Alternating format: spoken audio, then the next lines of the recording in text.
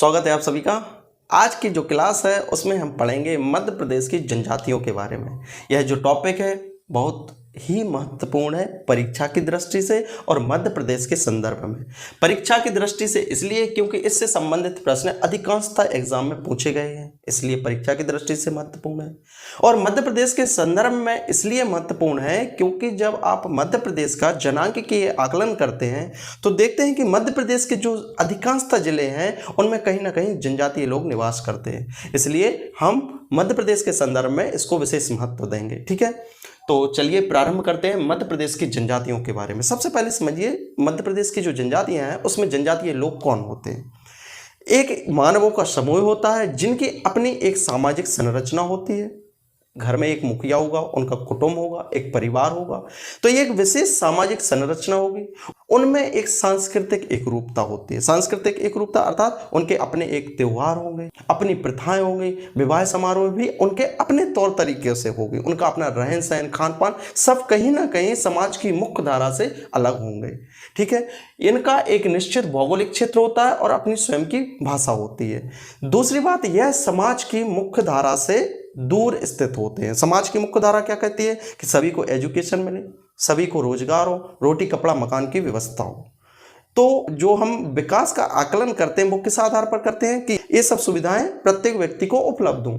लेकिन जो जनजातीय लोग हैं वो विकास की मुख्य धारा से दूर होते हैं, अर्थात रोजगार, शिक्षा, इन सब चीज़ों से कहीं ना कहीं वो अभी भी पिछड़े हुए हैं, कहीं ना कहीं वो समाज की मुख्य धारा से दूर है। ठीक है, दूसरी बात, जो जनजातीय लोग हैं उनके बारे में हम देखेंगे कि मध्य प्रदेश में या भारत में उनका जो आगमन हुआ रेशियल ग्रुप्स का, उन्हें क्या कहा गया, जनजातीय समूह। उनका आगमन किस तरह से भारत में हुआ। सबसे पहले यदि भारत के नक्शे की बात करें तो उसमें सबसे पहला जो आगमन होता है वो होता है निग्रो।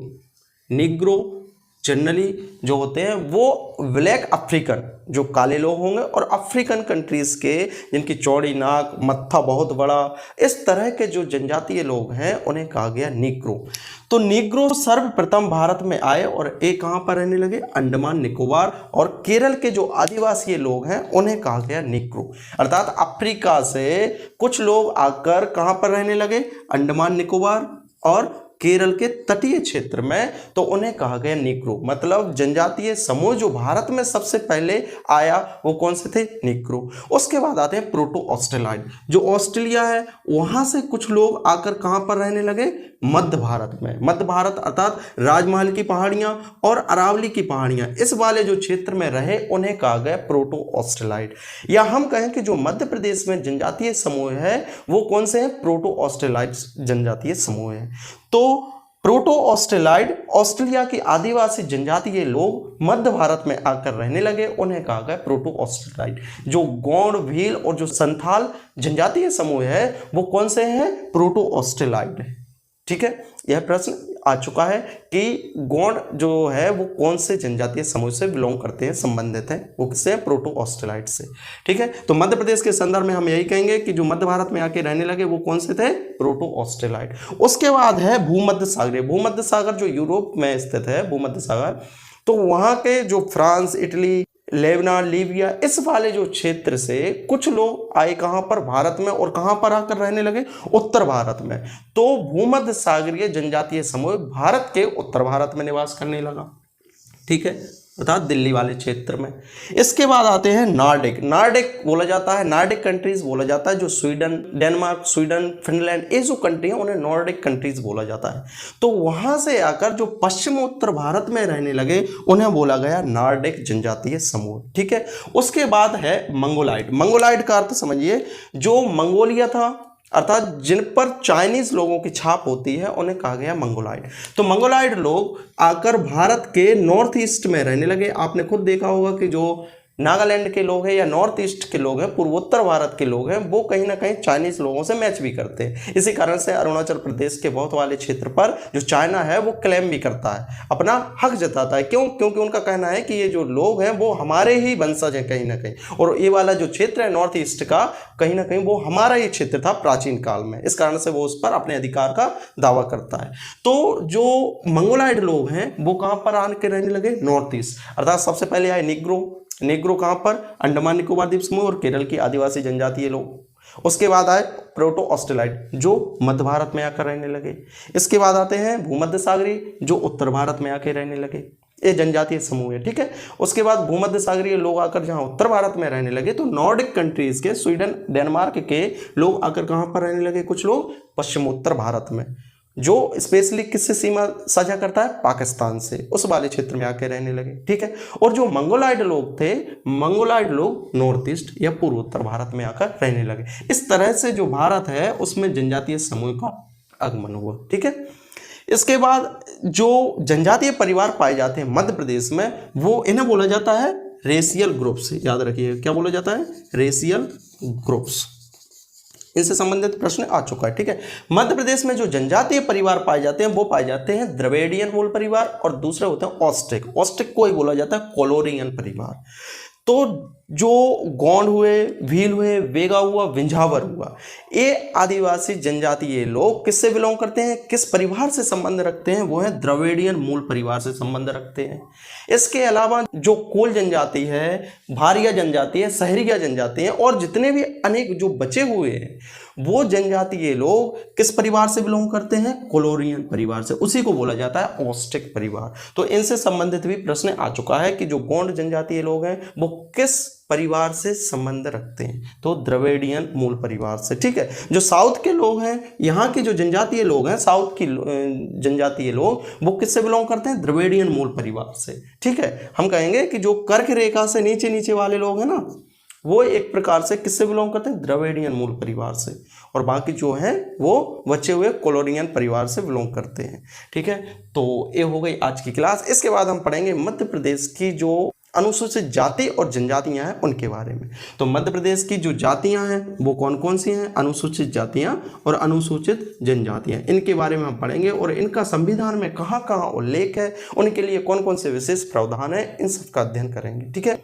तो मध्य प्रदेश में अनुसूचित जातियां हैं वो कुल कितनी है, 48 अनुसूचित जातियां। यह जो क्वेश्चन है वो आ चुका है, ठीक है।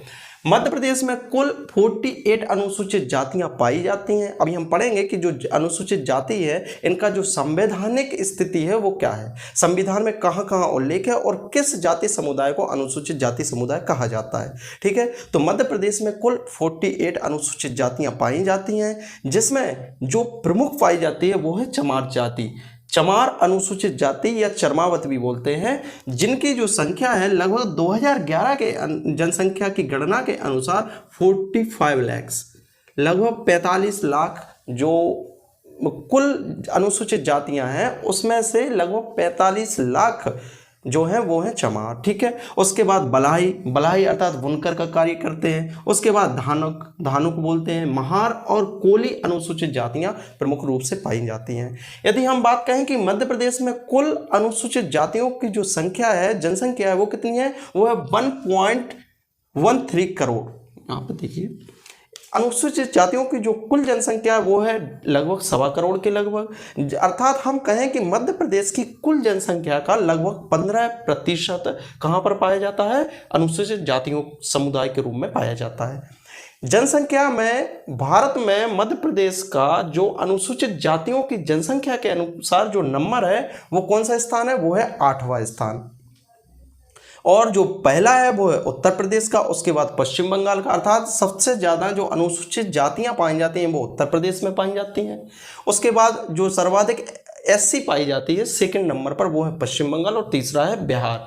बिहार के पश्चात जो 8वां स्थान है वो है मध्य प्रदेश का अनुसूचित जातियों के बारे में।